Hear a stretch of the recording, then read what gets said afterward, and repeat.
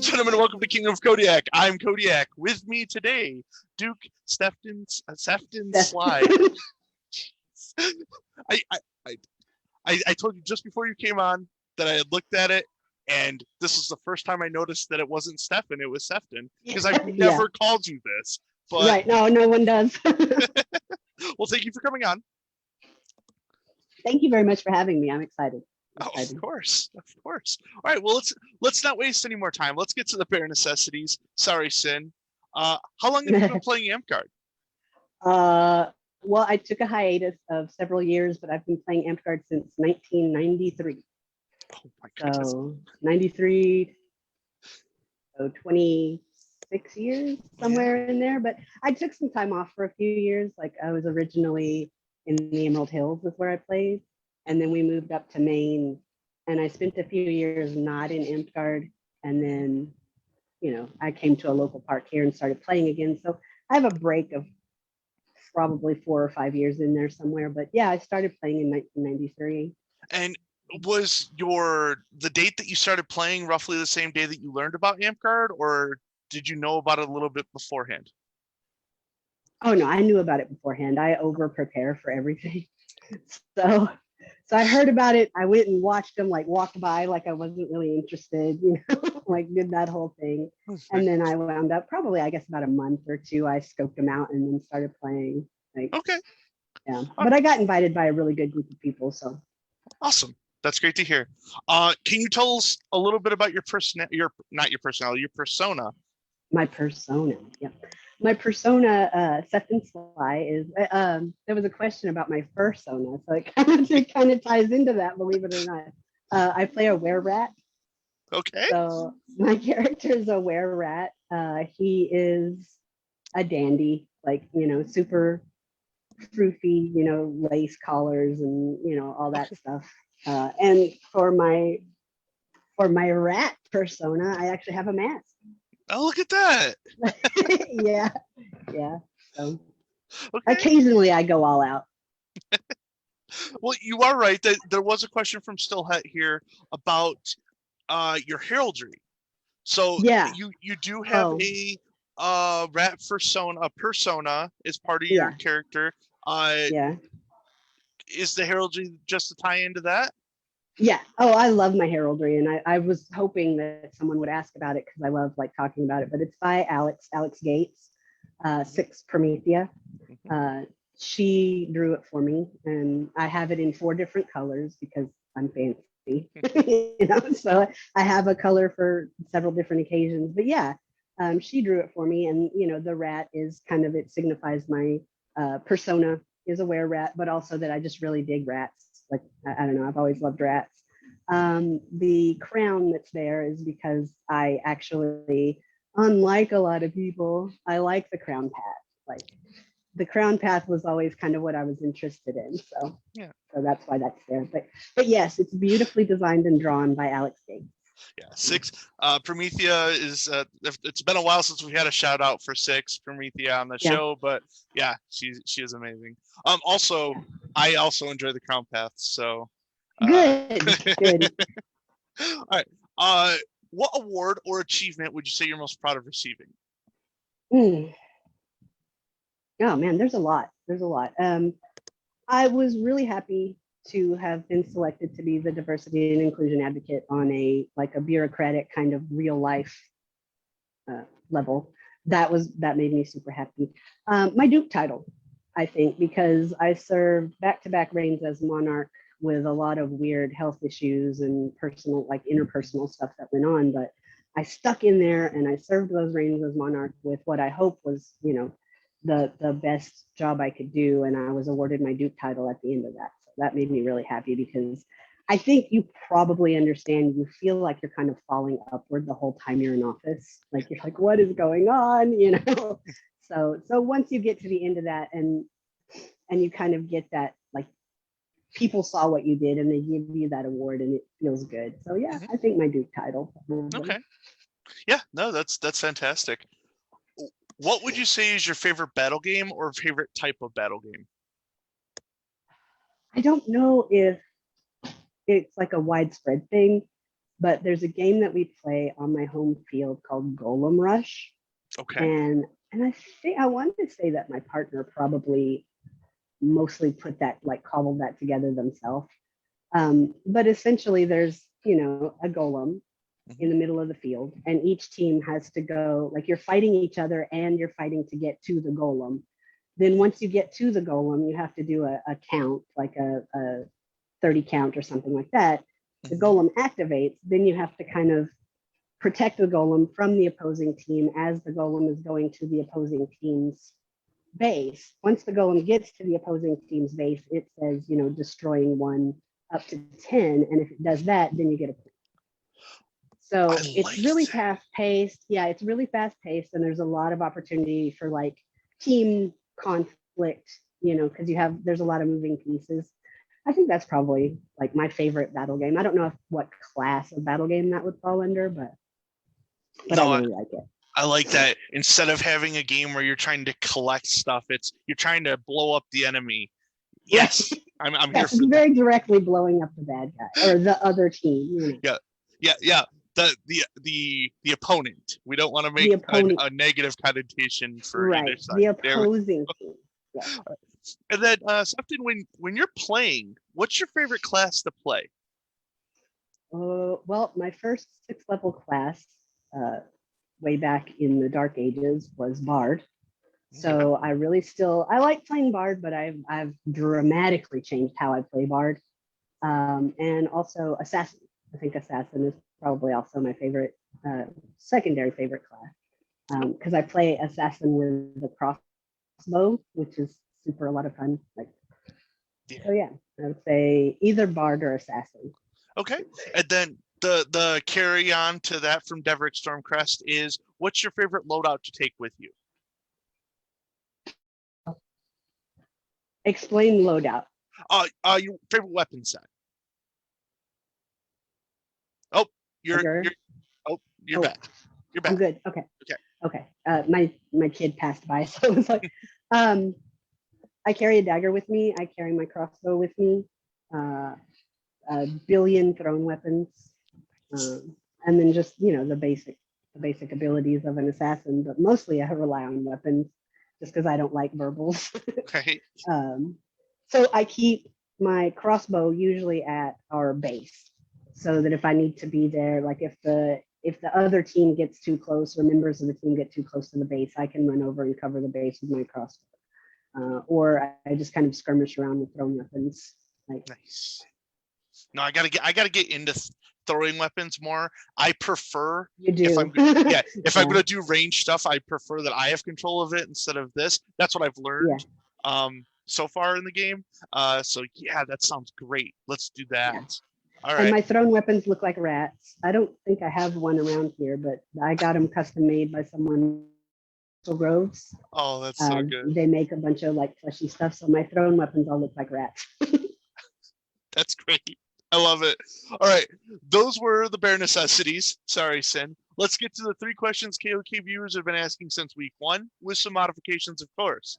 Yes. Sir Glenolf has received, or at least Sir Ellicott has now, Sir Glenolf's toaster. Right. How do you feel about this? And should we give Sir Glenolf a soda maker? So, Sir Glenolf, I have only met one time in person. The time that I met Sir Glenolf in person, he was very kind and kind of soft-spoken. I don't know if that's his normal operating mode, but I think that, yeah, he should have, whatever it is he desires, because he was very kind to me and I was super nervous at GOTC. So. Okay. Well, and that's a really good place for you to have people that are nice and whatnot, is the big events, exactly. Right? They should be nice everywhere, but that's really hard at that point. Okay. Yeah. Morgan would like to know, what's your thoughts on bears? Bears are great. I love bears. Okay. They have massive paws and, bears are cool. Who or what would you say is your favorite bear? So my favorite bear is Sinew. Okay. Luis Cuevas. All right. That's my favorite bear. I mean, you are a great bear. Kodiak, bear, but You know what? You said my name, so I'm going to give myself the points for it. You definitely didn't say still take a minus half point. So I'm sorry, guys, but I'm winning still. But still would like to know, do you think bears live on? No, I don't think bears live on the moon. I think bears live here. Okay. And we're good. We're lucky for that. We're lucky that we have bears.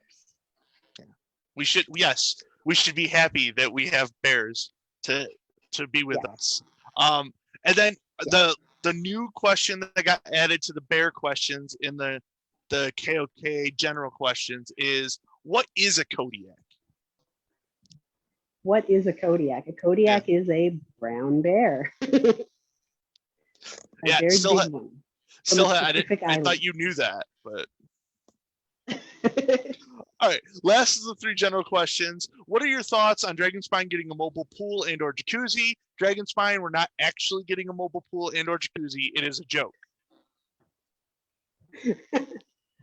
So I thought about this, and again, I have a tendency to be very literal. You guys are in a really dry climate, so the pool/jacuzzi might not be the best for water expenditure. That's fair. But at the same time, it's just a super fun thing to do, and it would be a mobile party all day long. So, so I say ultimately I would go with it, but be responsible. Okay, thank you. Yes, let's be responsible with it. How would you fund the pool and/or jacuzzi? I'm a terrible fundraiser. I'm a really bad fundraiser, so I don't know. Okay. Ask Goran. I didn't know if you were gonna bring that up. Oh, geez. GOTC, the year. Still also asked an additional question in our jacuzzi set, which is, given that I am representing the Sand Village in Dragonspine's Naruto reign, would I be allowed in the mobile pool and/or jacuzzi? Of course, yes. I would say yes. Yeah. So, I have a tendency to say yes. Thank you. That works out well for me. All right. So let's get to your questions. I've been keeping a couple of these questions over the weeks because they're starting to get a little bit more fun that we are asking them more frequently. But you had a bunch of questions that were asked you specifically. But I want to start with one that's I want to start with one that's a carryover. What's your weirdest flex? My weirdest flex. I think my weirdest flex is that I went through 2 years of Amtgard International, and after a break, I would 100% do it again. That is weird flex. That's my weirdest flex. Yep. You want me to sit the Kingdom Monarchy seat? I'm on it. I'll do that all day. Anything beyond our kingdom? No. No. Anyways, okay. So Lightning would like to know, what is your coolest memory that you have about yourself in a battle game?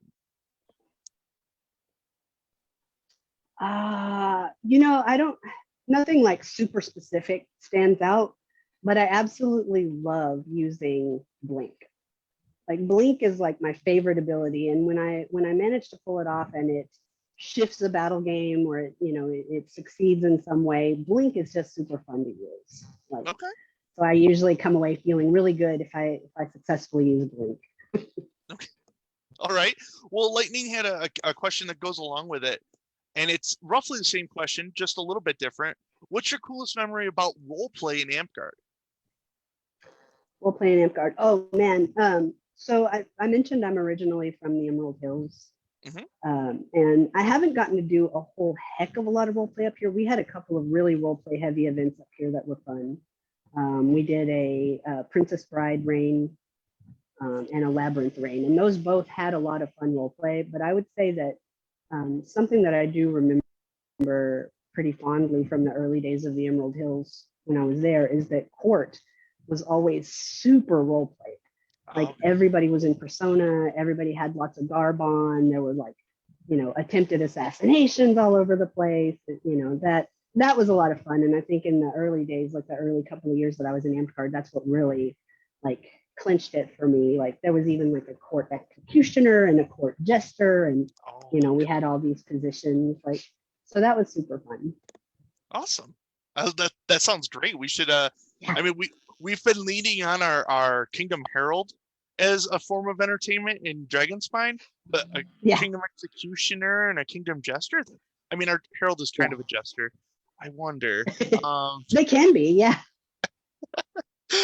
Okay. Lightning would also like to know, what is your favorite garb that you own? My favorite garb that I own is a pirate jerkin that I made myself from the ground up.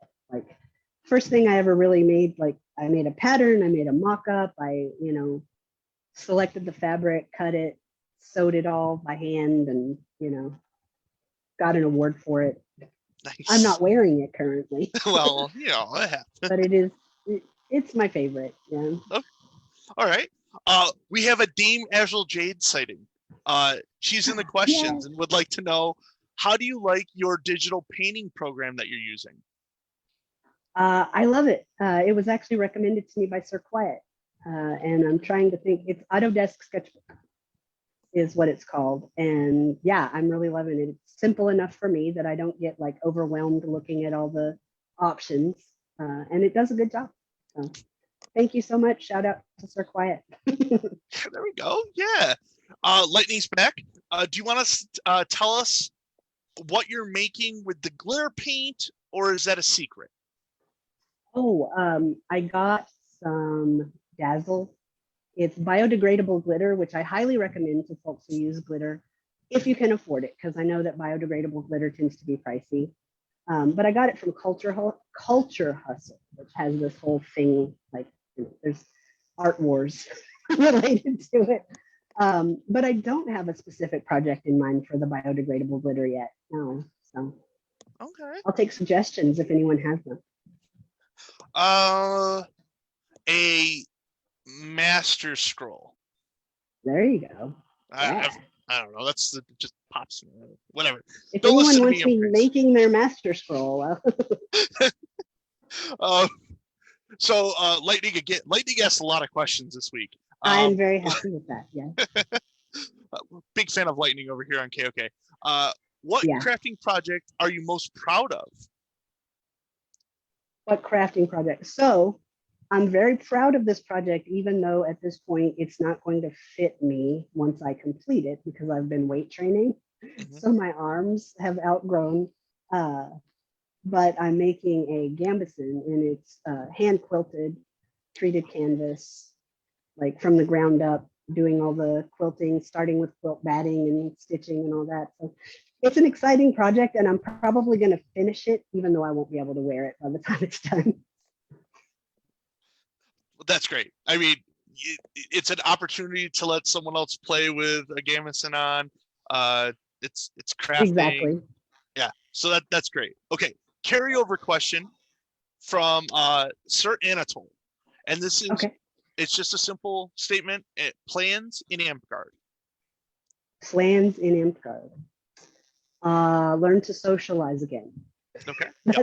That's my big plan because we've spent a year and change not playing in person. So when I go to park, I've only been to park twice now because we are open on a limited basis. Golden Vale has the VOD is letting people open, and it's changing numbers weekly as the numbers change, according to states. But yeah, learning to actually socialize in person again is my current immediate plan. That's great. Not hiding behind a tree. There you go. I hope to help with that when we get to see each other in person, because socializing is something I want to do. Stillhat would like to know, what keeps you. This is going to be a little bit more of a serious question, but we'll be fine. Okay. What keeps you going amidst all the negativity? Ooh, man, I remember this question. Yeah, I've thought about it for a long time. I think the people that I've gotten to know online, especially because I'm pretty remote. I'm in Maine, and we have one Amtgard park. So I have about 10 people that I see in person on any given Amtgard day. and they're great people. You know, I like them a lot, but I think the thing that has kept me going is getting to know people everywhere. You know, getting to know people in Alaska, getting to know people in New Mexico, Texas, Florida, you know, all over the place. And so the relationships that I've formed online and the people that I've gotten to know really keep me going. I think, you know, because I have people that I can vent to, and I have people that I go, you know what, I helped this person out, and that felt good, you know. So I think that people. Good. I like that. I like that a lot. And then before we transition into more of the game as a whole kind of thing, a question on the lighter side. What's your favorite aft guard activity? Aft guard. So I thought about this one too. The culture up here, again, we have a tendency to be very remote. And the culture up here is super different from what it was like in Texas and probably New Mexico. It seems to me like y'all socialize a lot after amped guard. And up here, there's not a huge amount of after amped guard socialization. Like people end the part day and then they go home or they go, you know, somewhere else, but we don't really have a tendency to socialize afterwards as a big group. Okay. So that was a big transition for me and for my partner coming up here, because like in Texas, we would always go to like a restaurant or somewhere like that, you know, usually a restaurant, usually like a Denny's or a buffet. Like Ponchos was a big thing, you know, when I was playing in Texas. So we would all go in garb and, you know, as this massive group of people, like eat and talk afterwards and kind of decompress, you know. And it felt really good. It felt really kind of forming friendships that were not just in guard, you know. So, but there's not as much of that up here. Okay. Yeah, that would be a foreign thing to us to understand, because it's almost why you go to park on Saturday, is so that you can go to Farley's after, you know. Right. Yeah. Right. Yeah. All right. Okay. So I have to admit, the next couple of questions, or maybe not the next couple of questions specifically, in the set of questions, I'm pretty sure one of the words in each one of these is incorrect.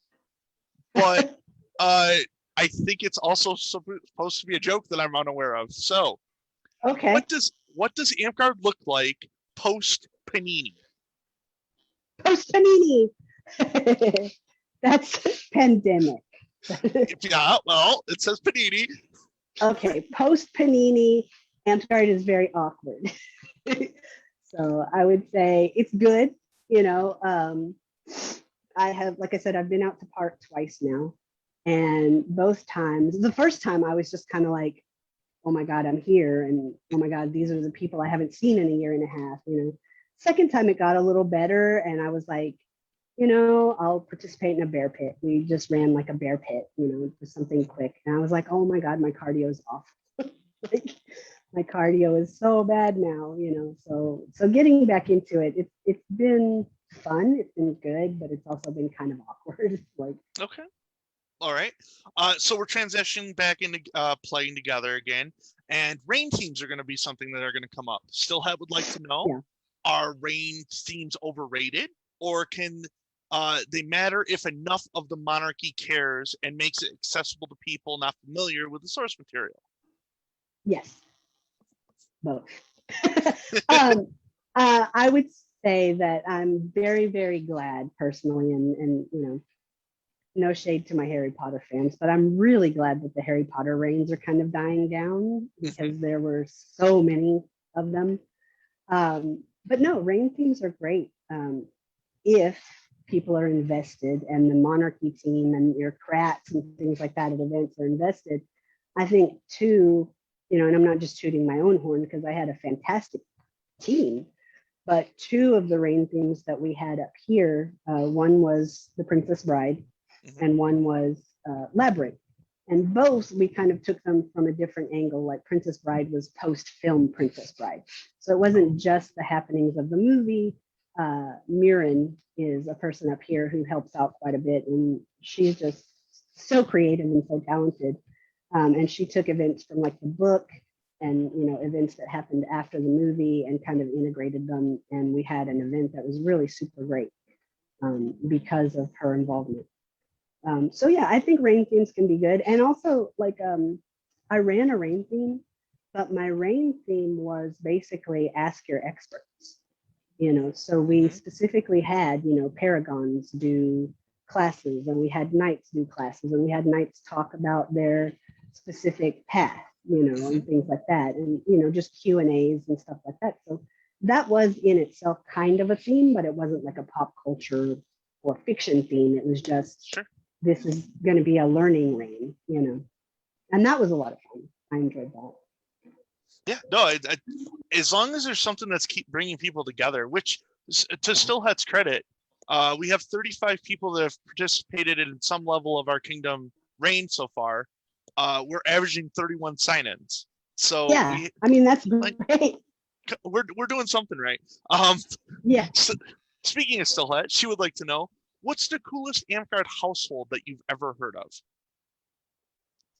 Oh man, there are bunches. I don't like to kind of call out individual households or things like that, because I never want anyone to feel like, oh, he didn't mention me, Sure. that kind of thing. So I tend to shy away from questions like that. But right now, I would say probably the House of the Spectral Dragon is a household that is specifically designed for members of Amtgard who are on the autism spectrum, who are kind of neurodivergent in that way. And the Facebook group is there to come and go, like, is this me? Am I overreacting? Am I underreacting? Is this just a socialization thing that's going on? What's up with this? To kind of throw things back and forth at each other and kind of get support as someone who's on the autism spectrum. And I'm on the autism spectrum. I got diagnosed in adulthood. So, I spent a lot of time going, what the fuck? But once that diagnosis happened, I think the way I interacted with the world made a lot more sense. So I think it's really, really great that there's a household there, that someone thought to create a household for people who have differences in socialization. So that's probably one of the cooler households that I've heard of. And then in California, there's House Snowflake. House Snowflake is an LGBTQ household that prioritizes LGBTQ voices, which I think is actually really important. So, shout out to those two. There you go. And I don't think, given the two examples you gave, that any household would be upset that you didn't mention them. Those are very good and awesome houses to put up front. Awesome. Yeah. Okay. What is your fondest Amtgard memory? Oh, I have a lot. of Amtgard memories. I think I met my partner through Amtgard. Okay. So I think that's probably going to take the cake, is like meeting my partner at the park, spending the day there, leaving, going, man, I really like this human, I hope they're there next week, and getting that kind of like we started dating feeling at Amtgard is a pretty fond memory. So I'm going to go with that. Oh, I want that so bad. Oh.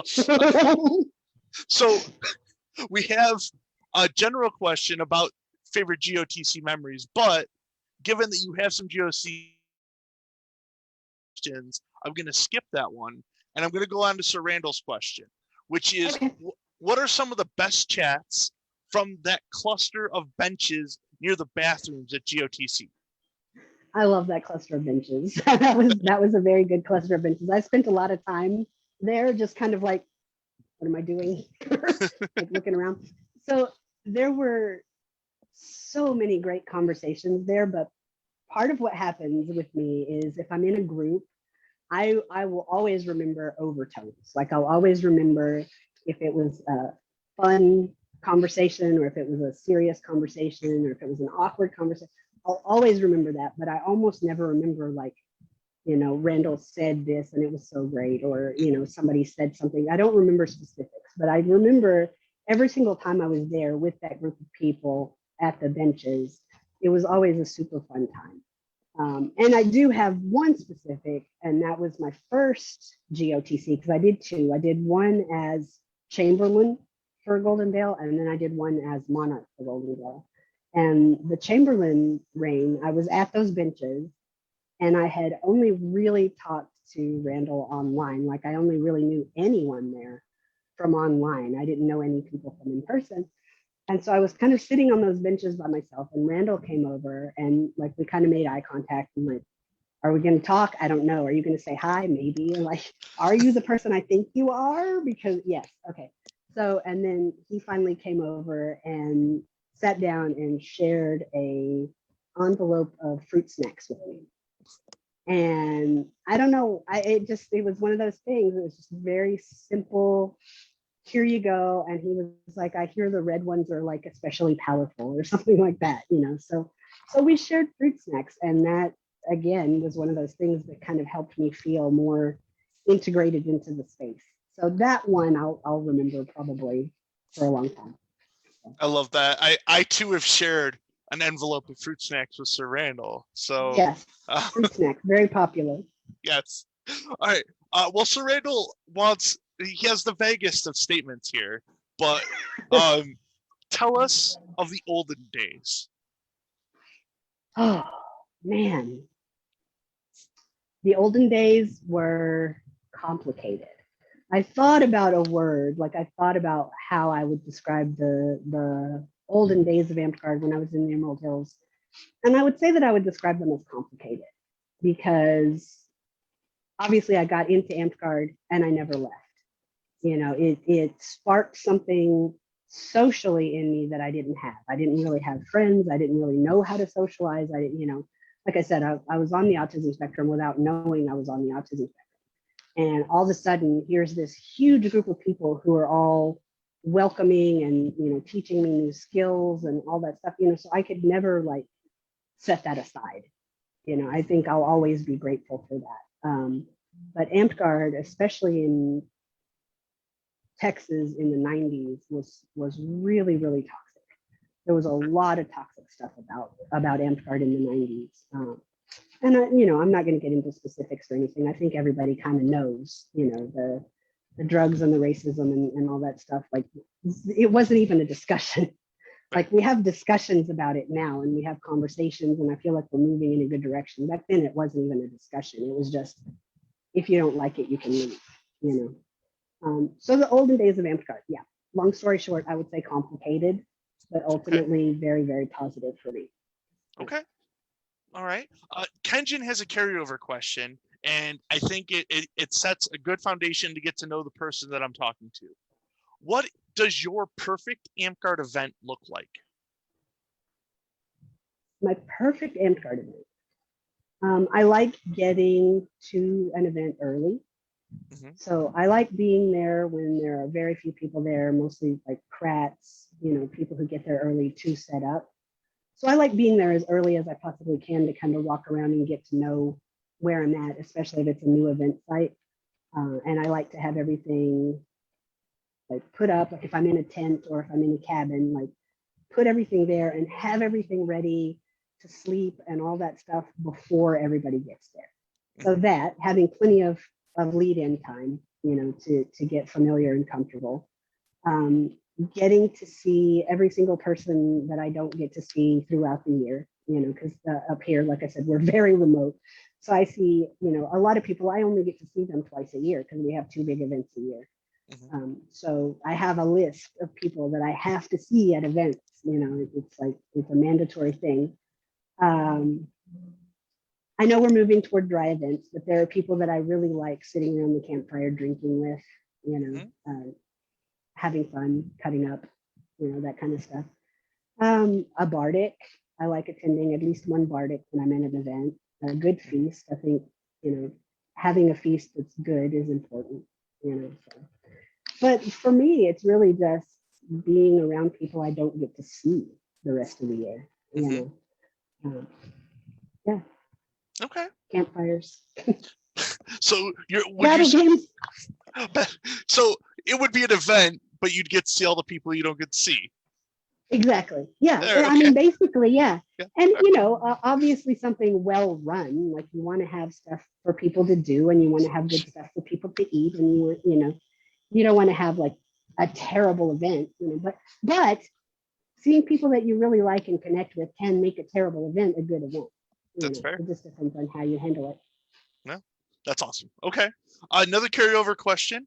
If you could create a ladder award in Amtgard right now that doesn't already exist, what would it be and what would you name it? So I've thought about this one and I don't really have like a new one. I don't really have a new one that I would create.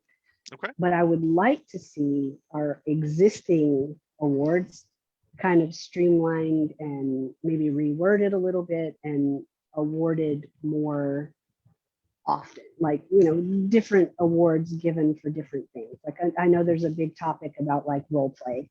You know, what do you give for role play? Do you give masks? Do you give dragons? Do you give? I'd like to see the language for those awards kind of move in the direction of giving masks for role play because I think to me it just makes sense, you know. Um, but no, I don't think I would create a new one just because, you know, we have so many already and we have good ones, you know. We just need to make sure that the language is there and that we all kind of agree on what they're given. Okay. Similar question. It's one of my favorites that I get to ask. If you could change one rule in Amtgard, what would it be and why? The entire armor system. Here we go. Okay. All of it. All right. Go away. Anything specific inside of that armor system that you want to give a shout out to, or the algebra, the unnecessary, like, you know, adherence to it has to be leather, it has to be chain, it has to be, you know, a certain gauge of steel, it has to. I don't think those things are necessary in our game. I think the armor system is really the only area in our game where we go, is it authentic enough? Like, is it, you know what I mean? I mean, I hope that's making sense. Like, we use the fastest, lightest foam weapons we can, and we're a sword and sorcery fantasy game, but your armor can't be made of, you know, EVA foam. Like, I don't understand why not. That's okay. personally. All right. I know that gets a lot of side eye from people, but you know. I don't wear armor. I'm already too big. Like I don't. No. Yeah. So Cato had a carryover question and still asked it again. So I'm going to give them both credit for asking the question, but neither of them get points. Okay. To flurb or to not to flurb? Oh, to flurb. 100%. Yeah, absolutely to flurb. I have a mask and a tail. I didn't show you my tail. You didn't show me the tail. Yeah, no, my rat persona has a tail. So yeah. I'm here for that. Don't forget what you were drinking because that is a question later. Okay. Stillhat wants you to brag about her kingdom right now. What's your favorite thing about Dragonspine? I have not visited Dragonspine in person, but my favorite thing about Dragonspine is how on top of social justice stuff y'all seem to be, and the people. You know, pretty much every person I've interacted with from Dragonspine has been amazing. Like, just really cool people. You're doing good. Thanks. Thank you. Still ask the next question too. Should we wow, let me try this again. Should we reevaluate and place Masterhood above Knighthood in the game? Or like I really do need to prove that I'm the best. Should Masterhood be above Knighthood in the game? No. But I don't think Knighthood should be above Masterhood either. I think they're two different things. You know, I think the people who say that Knighthood should be about general service and honor and, you know, making sure that your populace has what they need and making sure that your populace is your priority as a knight. I think they have the right idea. With Masterhood, you know, I have a Master Crown. So, you know, I like the nuts and bolts political aspects of Amtgard and how we're moving in the future and things like that. But that doesn't necessarily make me someone who is the best at interfacing with the populace in general. You know what I mean? Like, yep. So I'm really super content. I'm really super happy with my masterhood. And I think, again, it's one of those things I'm happy that my kingdom thought that I was deserving of, would I be the best knight? I don't know, I don't know. So no, I don't think one should be above the other. I think that they serve different functions, so I think that they should be equally important, and they're definitely very important parts of our game. But boring answer, I think they're equally important. And I mean, to counter your would I be a good knight? I don't know. The answer is yes. You would be a great knight. Well, thank you. Of course. So Silhouette would like to know more about Crown Knight, which, hey, look at that. That's something we both like. Should Crown Knight require higher office in your home kingdom to secure it? Yes. Yeah, I really do think that it should. Again, I know that's one of those things that's kind of controversial and it doesn't fit everyone. Kingdom level service isn't necessarily for everyone because it's a different kind of, it's intimidating. Like, I don't mind saying that, kingdom level service is intimidating, but as a knight of a populace, I believe you have to have generally served that entire populace. You have to have gotten to know, like, if I weren't monarch of Golden Vale, I would never have visited Empire's Grove, which is our New York City park. And I got to see what those people go through every single week just to play our game. Like, they travel for an hour by subway. They can't take specific weapons with them because, the subway, the cops basically on the subway are like, no, you can't carry that with you. You know what I mean? So they don't really get to play with pole arms very much. They have to be mindful of the size of shields they can carry. They have to, sometimes buy like $8 bottles of water on the way to park because everything in New York City is ridiculously priced, So to maintain the numbers, even to have a barony in New York City is difficult.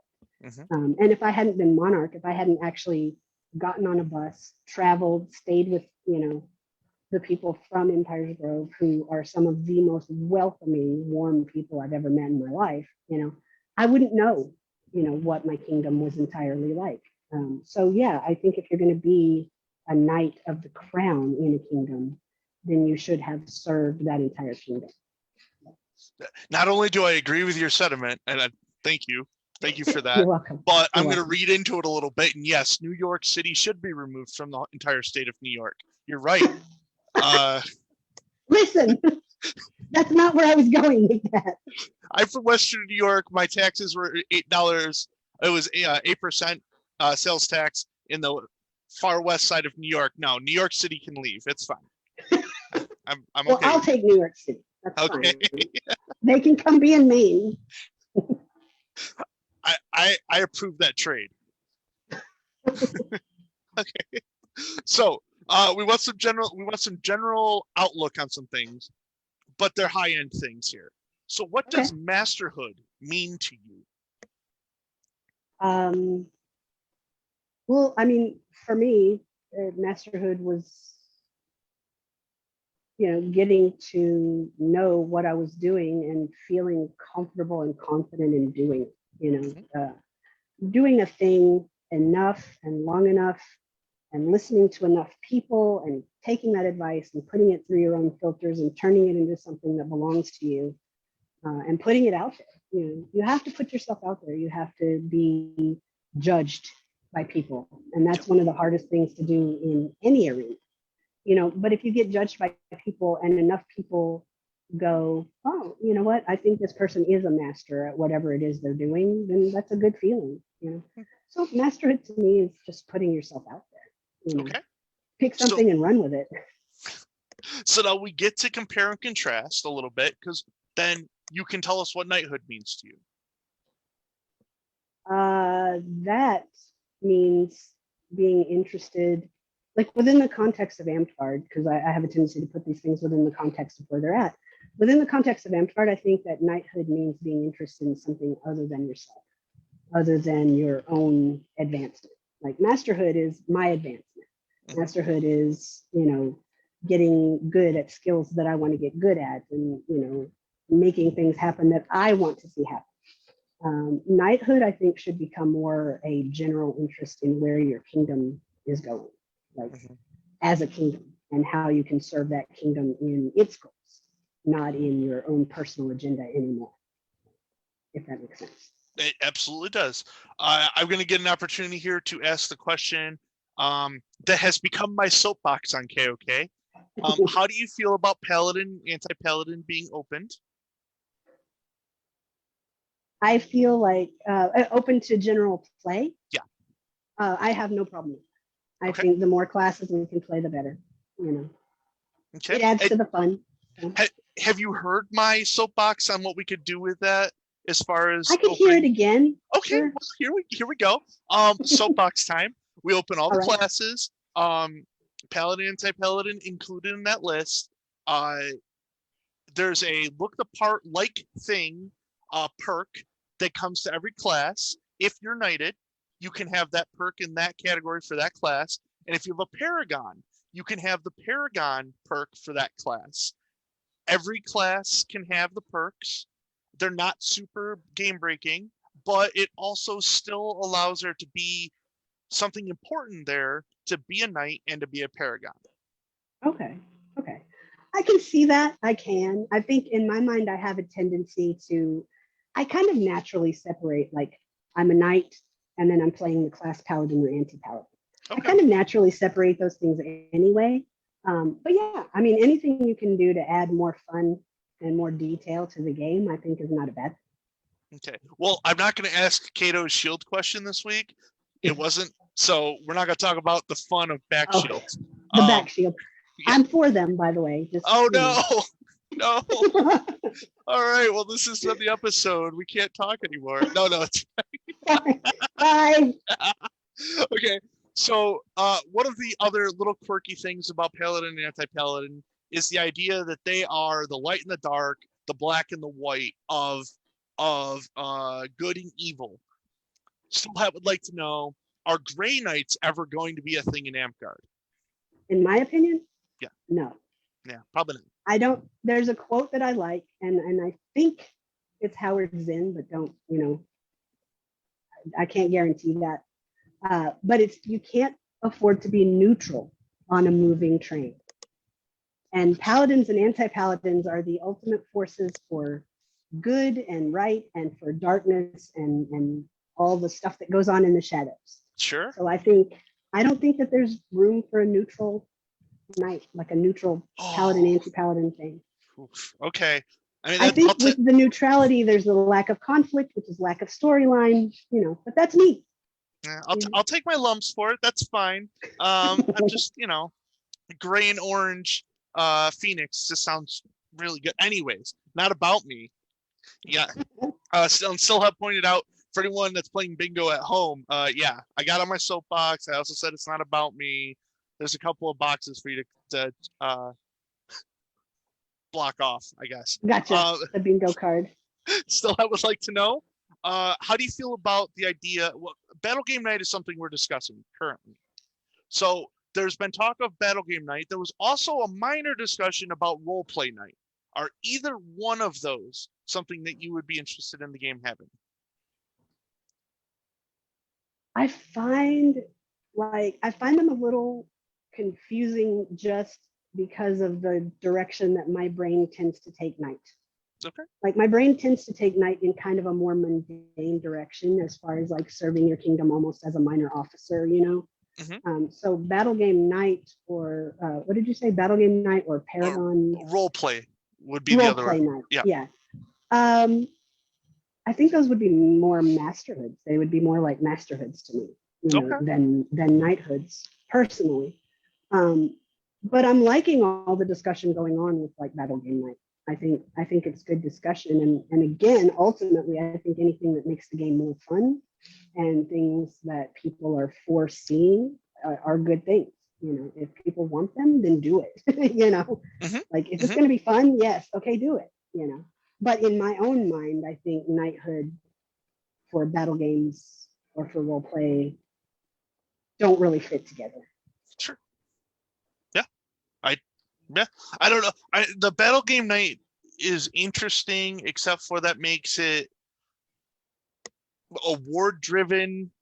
Everything is award driven at that point, and It can be, people yeah.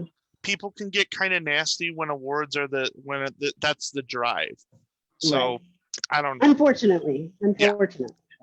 I'd like to be like, no, you're just being cynical, but Right. Well, yeah, I also could be being cynical. That's not off the table. Yeah. So before we get to the most important questions, the most serious questions, we call them the funny questions. I'm going to give you a chance here to tell us about your favorite night in Amtgard. Oh my God. See, we go back to that whole, I can't call someone specific out You got because to. Come on. I One can't do person. it. So what I want to know, like it's something that I want for people to tell me and do, like message me or whatever. How many nights do we have in this game that are under 25 years old? Like I was thinking about that, like younger nights, like we'll go with 30, like nights that are under 30, you know, because I have friends, like people that I consider friends who are knights, and I love them, you know, but we're all in our 40s, you know, and that's not a bad thing. It's the voice of experience, I think. But Yeah. I really wanted to shout out a night here because I looked at this question and thought about it a lot. I wanted to shout out a knight here who was younger and up and coming, and you know, and I just couldn't think of one. I couldn't find one, you know. So I was like, I don't know, you know. So Okay. yeah, you know, if your viewers can tell me who are the younger knights that we have in Empire, you know. Well, That's so I think that's interesting because this is a game that you could start at any age over 14, right? So yeah. when I think of young, I don't think of a 18-year-old. I think of, well, like to me, a young knight in Amtgard is Sir Baihu. He's been playing the game for 5 years. Oh yeah, that's true. Amount of time that you've been playing the game makes a difference. Right. Yeah. But yeah, you're right. It would be, but I would also think that would be incredibly hard for an 18-year-old to possess the skills to climb that ladder so quickly that, you know, or have the desire to climb a ladder so quickly but yeah. I can think of one. Oh yeah, okay. He's not 18. I think he's 21 or 22 at this point, but we have a member of Golden Vale, Goravan, Jason Katzner, who puts literally 110% of himself for years and years and years into this game. He's been playing, I think, since he was, don't quote me again, but since he was like 16 or 17, he has been playing Amtgard. And in the time that he's been playing, he has made a huge mark on Golden Vale and on the game. And he throws himself in there all the time. Excellent. Well, hopefully that, you know, Sir Randall is pointing out in the chat that Sir Shion is still in his 20s. So okay. That surprises me. I thought Sir Shion would have creeped into his 30s this year, but yeah. But also very yes, cool. You're also getting a shout out for your player that would make a great night. So yes, yeah. Okay, so here we are. Here we are. The most intense questions on KOK. We call them funny, but that is a delusion or an illusion, whichever way you have to look at it. Yes, yes. Silhouette would like to know, who is Kaiser Soze? Man, that was a great movie. That was a great movie. Yeah.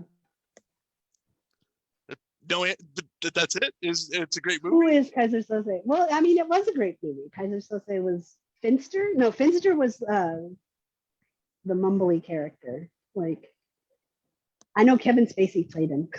Right. That's good enough. I haven't seen it in a while.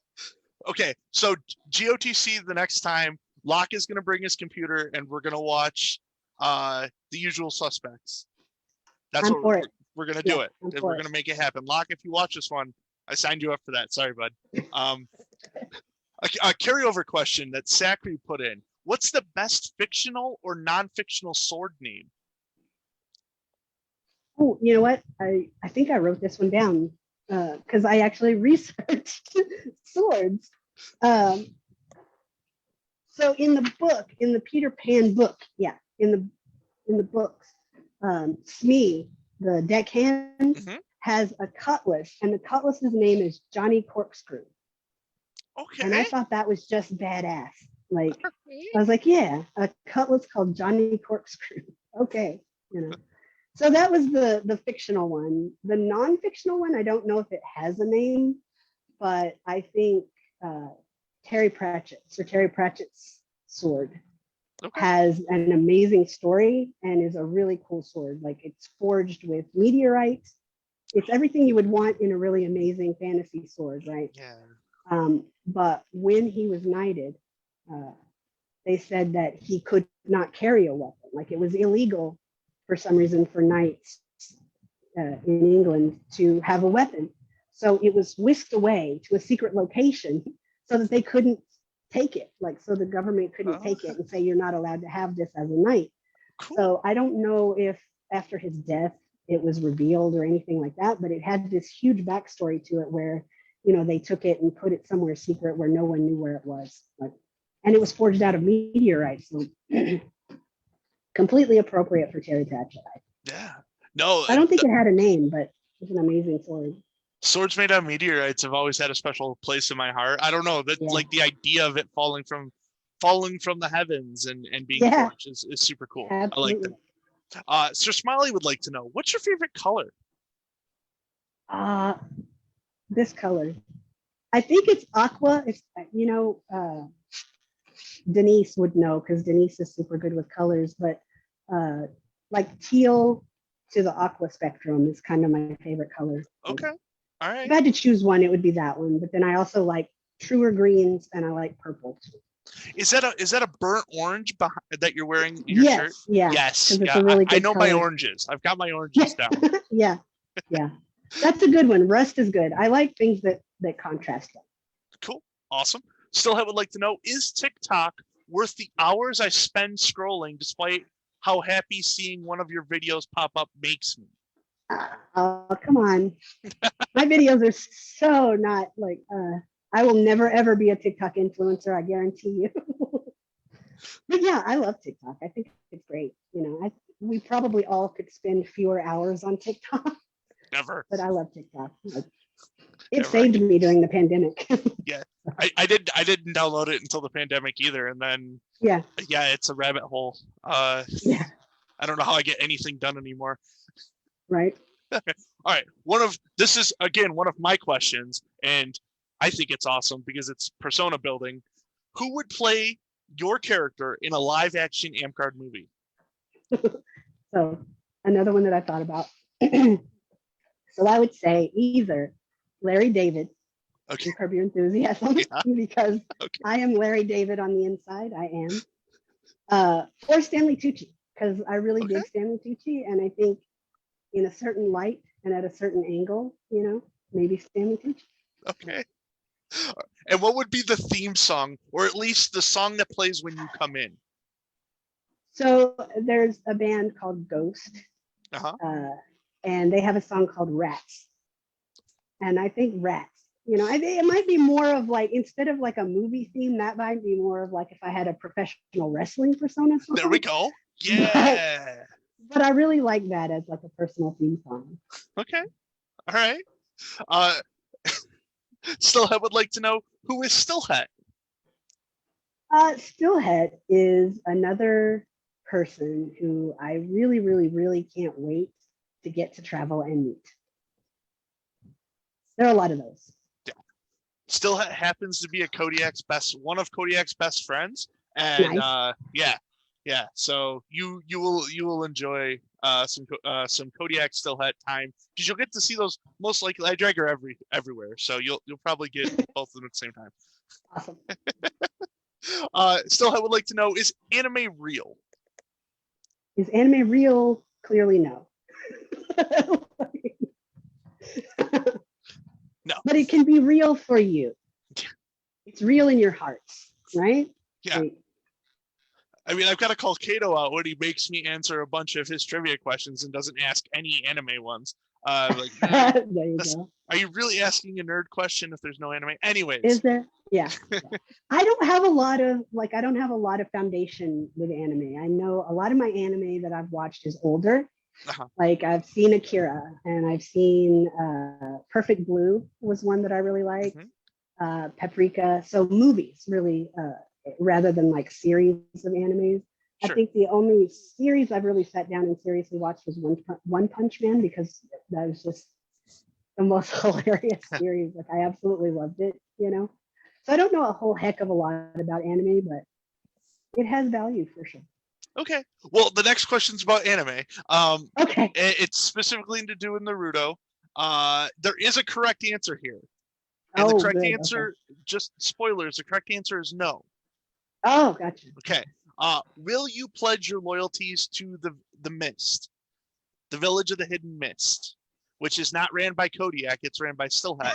So oh God, oh no. See, you had to add that in, because like at first I was like, knowing nothing about it, I would automatically say no, because you don't agree to something you know nothing about. right. But if it's run by Stillhat, I don't know. There's a little bit of appeal there. Yeah. Well, I mean, the Hidden Sand is ran by me. Oh, and yeah.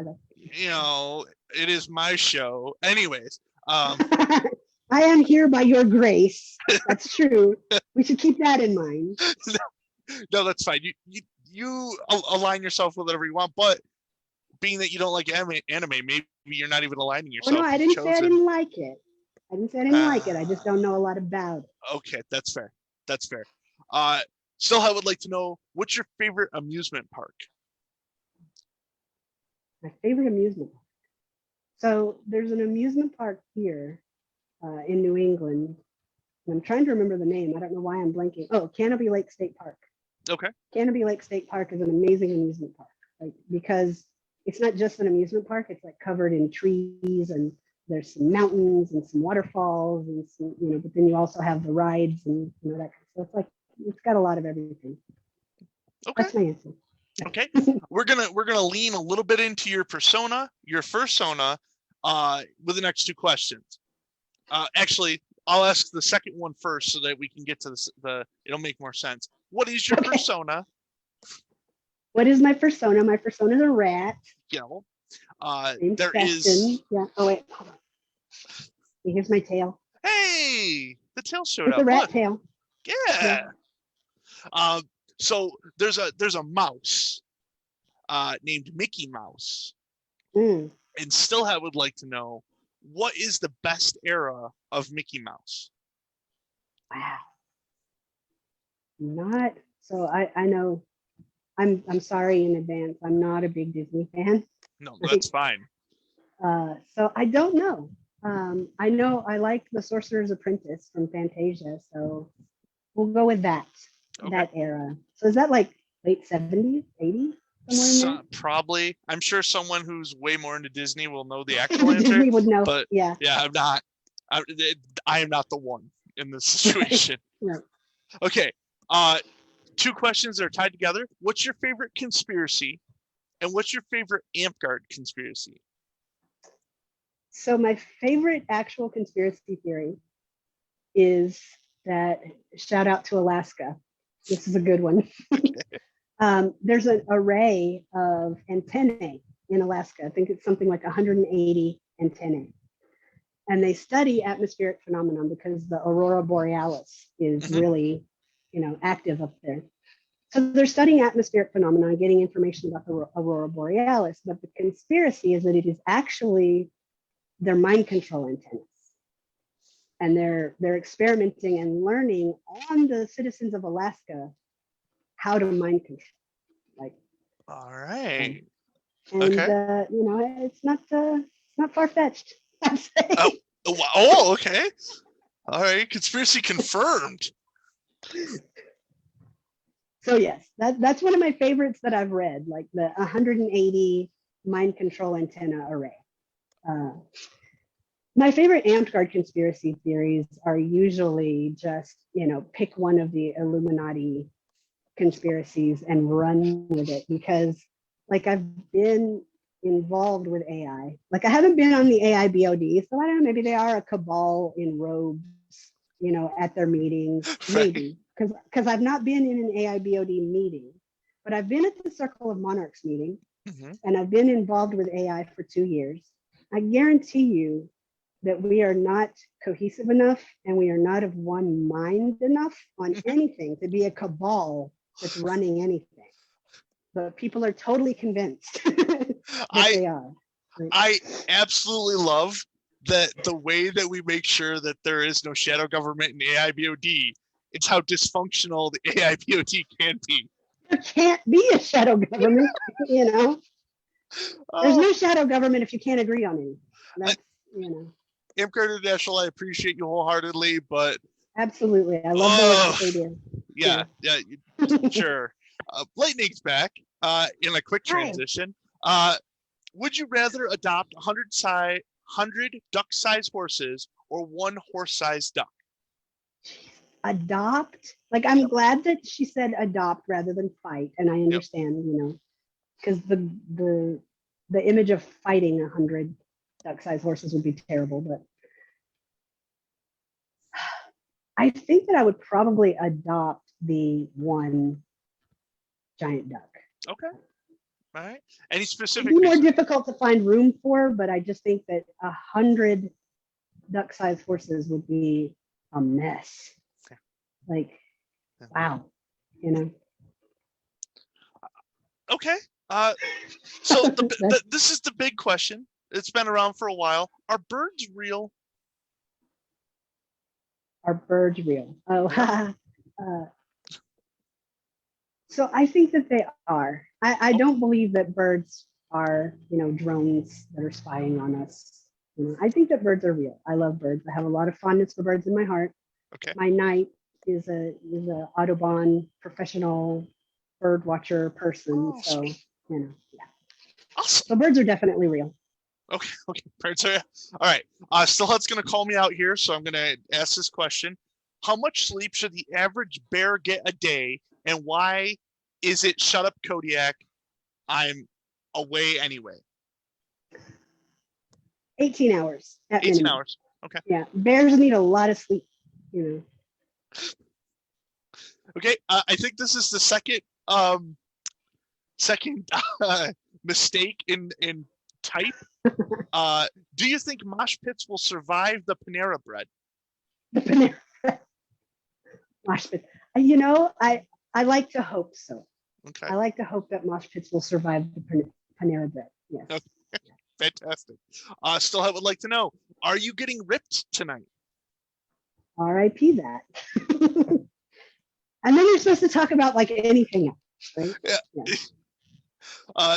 My tail. Newly knighted player from the Burning Lands, Sir Nikolai would like to know, what are you drinking, and do you drink that often? My drink is gone. I was drinking Tullamore Dew, which is bourbon. Okay. So, you know, it's not like top shelf. It's not the best thing, you know, most expensive thing in the world, but I like it. Do I drink often? Do I drink this often? Yeah. No. Okay. I'm a very casual social drinker. I don't drink nightly. So. Yeah. Plus, it burns the mouth, and anyone. Oh, I love bourbon. I love it. Like I do. I think Sir Cord is responsible for me actually like diving into and really enjoying bourbon, because, you know, before, like, I went to Feast of the Dead, and he was there with his gun case of like 40 tiny little bottles of sample bourbon, and goes over this whole, I mean, it's amazing. If you ever have an opportunity, like if anybody ever goes, hey, Sir Cord is doing this bourbon tasting, just yes, do it. All right. Do it, because it's amazing. And because like I took away with me a new appreciation for bourbon, where it's like, it's not just this liquid acid, you know, fire. Yeah. There's a whole lot more to it. And so now I actually have like 3 or 4 different bourbons that I enjoy because of that. Yeah. The local players here in Dragon's Spine Las Cruces would be able to point out that I make the weirdest faces trying to drink anything. Really? I just can't do it. I'm sorry. Well, yeah. No, I get it, because at first, you know, one of the things I remember is like Cord, he doesn't hide his facial expressions. He makes his faces out loud, you know. And I tried rye, and I said it tasted like paper napkins. That was the first thing I said about rye. Is I was like, this tastes like napkins, and he was like, what? You know. So. So I get it. It takes time to really kind of get to know the nuance. Yeah. I mean, I would just ask, can I mix Code Red with it? No? Oh, well then. No, get out. No, yeah, right. You're Yeah, fired. that's what I've been told so far here too. Anyways, another Dame Azrael Jade sighting. How do you feel about black cherry flavor, and why is it the best? It's the best flavor ever. It's fantastic. Like, I don't know, I just love black cherry. Like, it tastes like childhood. Like, I grew up on Kool-Aid with like, this much Kool-Aid and this much sugar. Like, Yep. Yeah.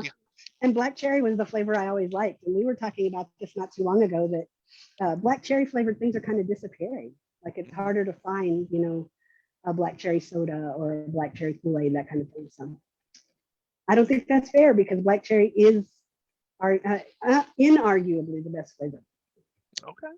All right. That's your soapbox. Is that your soapbox for this episode? It is. Yeah. Okay. Black cherry. Right. It's the best.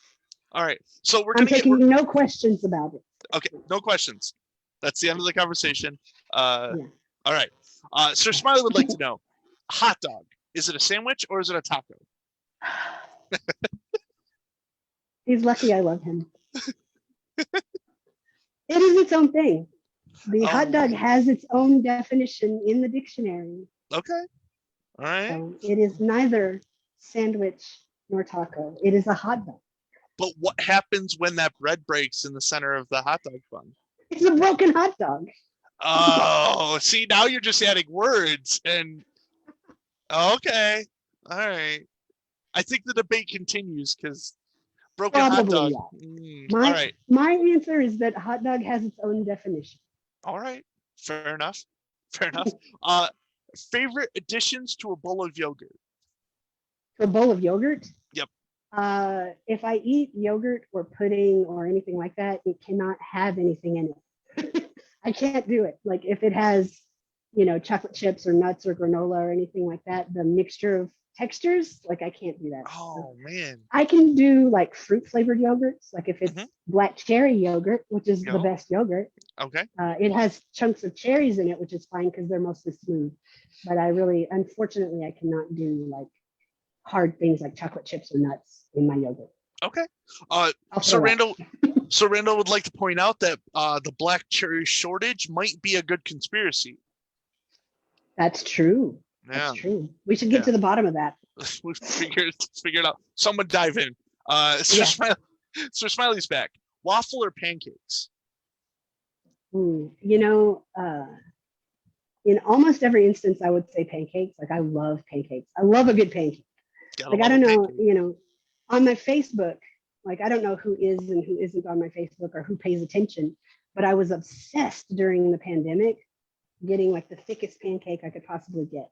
Okay. So like, I used different ingredients, like I used lemon or I used buttermilk or, I would, stir it less or stir it more or, froth it with air. And like I got a pretty good like souffle pancake going. So in almost every instance, I love pancakes, but a pecan waffle from Waffle House is the best waffle. Okay. Yeah. All right. Okay. Last three questions, and we're going to do announcements, and we'll say our goodbyes. Morgan would like to know, what is the square root of a bowl of oatmeal? Square root of a bowl of oatmeal. -1. -1. That's a lot different than last week's answer of 36, but that's fine. Morgan would like to know, if you could meet anyone in history, who would it be, and why is it Freddie Mercury? Why is it Freddie Mercury? Listen, tell me about who hurt you. Oh, jeez. Someone remembered. Okay. Listen, Queen isn't that good, okay? Freddie Mercury is amazing. This persona rat tail. I'm going to strangle you with it when we meet. It's been, this is episode 62. It's been a while since I've been called out on my dislike for Queen, but yeah, Freddie Mercury is amazing. I try to be diplomatic. I do. Like I said, I don't like to call individuals out because I don't want anybody to feel bad, but you are objectively wrong about Queen. Objectively just wrong about Queen. Oh man, this one's not going to go away. I can feel that. All right. Last question. Let me get my breath in. Oh, okay. If it takes a chicken and a half, a day and a half to lay an egg and a half, how long would it take a grasshopper with a wooden leg to kick the seed out of a dill pickle? Purple. Purple. That's getting closer to what the answers are becoming with that question. Sefton, thank you so much for coming on. If you could just bear with me Thank through you. some announcements, I'll say our goodbyes. Sure. All right, fantastic. Game as a whole, Burning Lands, thank you so much for your mid-rain last rain. We got to our last week. We got to see a couple of nightings, we got to see some good people. I got to fight in some tournaments. I am still sore, so I appreciate that. Dragonspine, if you are participating in the challenges for champion challenges, which I am running, this is the first week for you have an opportunity to take the tuning test, which promotes you to the next level and gets you into the next set of challenges. You do have to have week 1 through 3 done to be able to take the tuning test. And as soon as you do so, I will send you a secret message. As the game as a whole, Dragonspine, or as a kingdom as a whole, Dragonspine, we still have Regents and Monarch challenges that are to be done. The Regents challenge is coming to an end as it ends at the end of the month, and you'll roll a new D20 to determine your next challenge. You should do that. You should find us on Discord and choose a village. You should always choose the Hidden Sand because that's the one I run. We're having a lot of fun in that chat. I think that is everything currently. Sefton, thank you so much for coming on today. Thank you for having me. Of course. I cannot wait to hang out in person. I know. Now that we've had the communications, it's going to be a lot of fun. And then for everyone else, I will see you next week. This has been King of Kodiak, and I'm Kodiak. Goodbye.